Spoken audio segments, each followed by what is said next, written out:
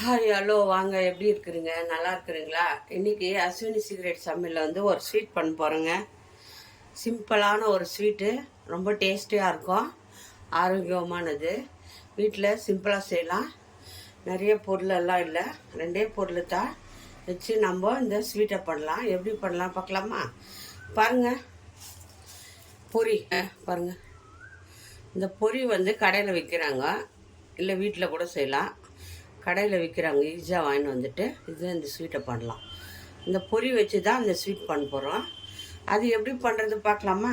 பாருங்கள், நான் வந்து அளந்துக்கிறேன். ஒரு கப்பு எடுத்து நீங்கள் அளந்துக்கோங்க. பொரி எவ்வளோ எடுக்கிறேன்ட்டு 1க்கு 2 எடுத்துக்கோங்க. நான் ஒரு கப்பு பொரி போட்டேன். ஒரு கப்பு பொரி போட்டோம். இப்போ இன்னொரு கப்பு எடுத்துக்கிறேன். 2 கப்பு போட்டுக்கோங்க பொரி. எந்த கப்புலன்னா உங்களுக்கு எவ்வளோ கப்பு, எந்த கப்பாக இருந்தாலும் ஓகே. 2 கப்பு எடுத்துக்கோங்க. அளவு எடுத்துக்கணும். அளவோடு தான் நம்ம சர்க்கரை எல்லாம் போடணும் இல்லையா? இப்போ இந்த பொரி கூட பாருங்கள், கொஞ்சம் முந்திரி பாதாம் எடுத்துருக்குறேன். கொஞ்சம் ரொம்ப ஜாஸ்தி வேண்டாம், கொஞ்சம் தான் போடணும். இதில் போட்டுக்கலாம். வந்து லைட்டாக வறுத்துக்கணும், அவ்வளோதான். ரொம்ப பொரிய வைக்கணும், லைட்டாக சூடாகணும். நம்ம இதை வந்து மிக்ஸி ஜாரில் போட்டு பொடி பண்ண போகிறோம். அதுக்காக பொரி வந்து நல்லா சூடாகிறதுக்காக நம்ம இதை கொஞ்ச நேரம் கடாயில் நம்ம வறுத்துக்கணும். பாருங்கள், 4 ஏலக்காய் போட்டுக்கோங்க. ஏலக்காய் 4 போட்டு நல்லா பொரி வந்து சூடாகிடும். நல்லா கை பொறுக்க நல்லா பொரி வந்து சூடாயிடணும். அந்த மாதிரி சூடு பண்ணிக்கோங்க. நல்லா இந்த ஸ்வீட்டு வந்து வேறு ஒன்றும் இது மட்டும் தாங்க வறுக்கிறோம். ஏன் மிக்ஸி தான், அடுப்பில் வேலையில்லை, ஈஸியாக பண்ணலாம். இது எல்லாருமே பண்ணலாம், சிம்பிளாக இருக்கும். டேஸ்ட்டு பயங்கரம். சூடு பொறுக்க அப்படியே கையில் தொட்டு சூடணும். அந்த மாதிரி நல்லா வறுத்து இந்த மாதிரி கலர் வரணும். இந்த மாதிரி கலர் சேஞ்ச் ஆகணும். தனியாக ஒரு 2 நிமிஷம் ஆற வச்சுட்டு மிக்ஸி ஜாரில் போட்டு இது பொடி பண்ணிக்கணும். பாருங்கள், கரெக்டாக ஆகிடுச்சு. கலர் வந்து பொரி வந்து சேஞ்ச் ஆகணும். பாருங்கள், கலர் வெள்ளை இல்லை, சேஞ்ச் ஆகிருக்கு பாருங்கள். இந்த மாதிரி சேஞ்ச் ஆகணும்னா நம்ம இதை ஆஃப் பண்ணிக்கணும். ஆஃப் பண்ணிவிட்டு 2 நிமிஷம் விட்டு மிக்ஸி ஜாரில் பாருங்கள், இந்த மாதிரி ஒரு அகலமான பாத்திரம் எடுத்துக்கோங்க. இந்த மாதிரி அகலமான பாத்திரம் எடுத்துக்கோங்க. இதில் வந்து 1/4 கப்பு வந்து சர்க்கரை எடுத்துக்கிறேன். 1/4 கப்பு சர்க்கரையை நைஸாக மிக்சியில் போட்டு பொடி பண்ணிக்கணும். மிக்சியில் போட்டு நைஸாக பொடி பண்ணால் 1/2 கப்பு வந்துடுது. 1/2 கப்பு தான் இது போடணும் சர்க்கரை, ஏன்னா ரொம்ப ஸ்வீட் ஆகிடும். சர்க்கரை மிக்சியில் நைஸாக அடித்து போட்டுக்கோங்க. பாருங்கள், நைஸாக இருக்குது. சர்க்கரை போட்டு அந்த பொரி இருக்குது இல்லைங்களா, பொரி மிக்ஸி ஜாரில் போட்டு அடிச்சுட்டு வந்துக்கிறேன். அது பாருங்கள் எப்படி அடிக்கணுன்ட்டு நைஸாக இருக்குது பாருங்கள். இந்த மாதிரி அந்த நான் 2 வாட்டி போட்டுக்கிறேன். 2 வாட்டி அந்த பொரியை போட்டு நைஸாக நான் பொடி பண்ணிடுவேன். பாருங்கள், நைஸாக பொடி பண்ணி பொரி கூட பாருங்கள் நைஸாக பொடி பண்ணிக்கிறேன். பாருங்கள், இதை அப்படியே மிக்ஸ் பண்ணுங்கள். அந்த பொரி வந்து ரொம்ப டேஸ்ட்டாக இருக்குங்க. பொரி எல்லார் வீட்டில் இருக்கும், இல்லைனாலும் விலை ரேட் கம்மி தான். கடையில் வாங்கிட்டு இந்த ஸ்வீட் பண்ணி பாருங்கள் எப்படி இருக்குது டேஸ்ட்டுன்ட்டு. நல்லா மிக்ஸ் பண்ணிவிடுங்க. இப்போது இது கூட நம்ம நெய் கொஞ்சம் ஊற்றிக்கலாம். பாருங்கள், நெய் 2 ஸ்பூன் போட்டுக்கோங்க. நெய் கொஞ்சம் நல்லா டேஸ்ட்டாக இருக்கும், அதுக்காக கொஞ்சம் நெய் போட்டுக்கோங்க. நெய் போட்டு நல்லா இது கூட நம்ம ஒரு சிட்டிக்கை உப்பு மிக்ஸ் பண்ணிவிட்டு நம்ம வந்து இப்போது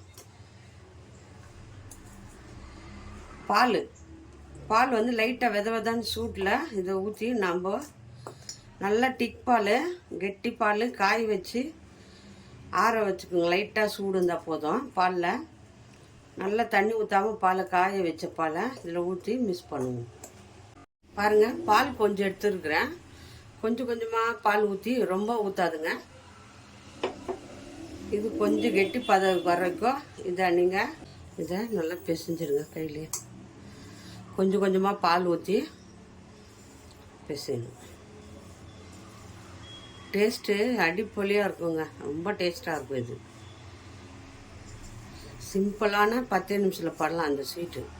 ஏன்னா சர்க்கரை போட்டுக்கிறோம் இல்லையா, அது மெல்ட் ஆகுது பாருங்கள். சர்க்கரை கொஞ்சம் லைட்டாக பால் ஊற்றினா போதும். கொஞ்சம் கொஞ்சமாக பால் ஊற்றி பாலை ஊற்றி நல்லா பிசைஞ்சிடும்.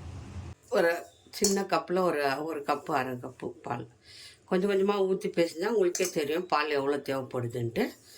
நீங்கள் ஜாஸ்தி பால் ஊற்றாதுங்க. இப்போ ஒரு தட்டு எதுனா ஒரு தட்டோ இப்போ டேஸ்டியாக இருக்கும். இது பாருங்கள் பண்ணியாச்சு. நான் இந்த மாதிரி ஒரு பாத்திரம் எடுத்துருக்கிறேன். அது ஒட்டாமக்கிறதுக்கு நெய் விட்டு நம்ம பருப்பி மாதிரி கட் பண்ண போகிறோம். இதை ரொம்ப டேஸ்டியாக வரும். லெவல் பண்ணிவிட்டு நல்லா ப்ரெஸ் பண்ணுங்கள். இந்த டப்பா ஒரு தட்டோ எதுனா இருக்கட்டுங்க, அதில் நீங்கள் இந்த மாதிரி ஒரு 2 நிமிஷம் விட்டுருங்க. 2 நிமிஷம் விட்டு நம்ம கட் பண்ணிக்கலாம். இதை பாருங்கள், இந்த மாதிரி ஒரு தட்டு எடுத்துக்கோங்க. தட்டு எடுத்து இதில் நம்ம இதை படுத்துக்கலாம். பாருங்கள், இந்த மாதிரி ஒரு தட்டில் தட்டிட்டு எடுத்துக்கலாம். பாருங்கள், வந்துச்சு, சூப்பராக வந்துச்சு. பாருங்கள், இது மேலே டிசைனுக்காக பாருங்கள். இப்போ நம்ம இதை கட் பண்ணிக்கலாம். கட் பண்ணுறதுக்கெல்லாம் ஈஸியாக வருங்க. இந்த சைடில் இருக்கிறத கட் பண்ணிவிடுங்க. இந்த பக்கம் ஒரு 2 கோடு போட்டுப்போம். கட் பண்ணிட்டோம். இப்போது இந்த மாதிரி பாருங்கள், டேஸ்டியாக இருக்குது பாருங்கள். அவ்வளோ நல்லா கட் ஆகிருக்கு, ரொம்ப நல்லாயிருக்கும். ஒரு தட்டு வச்சுக்கோங்க. பாருங்கள், சூப்பராக கட் ஆகிருக்கு. பொரியலை செஞ்ச மாதிரியா இருக்குது இது டேஸ்ட்டு.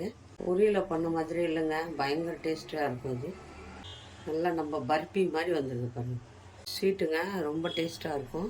இந்த மாதிரி வீட்டில் ஒரு வாட்டி செய்யுங்க. செஞ்சு இன்றைக்கே கொடுங்க, குழந்தைங்க விரும்பி சாப்பிடுவாங்க. இது எப்படி வந்திருக்கு பார்க்கலாமா? பாருங்கள்,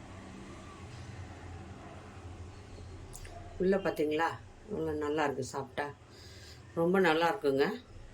ரொம்ப டேஸ்ட்டாக இருக்குங்க.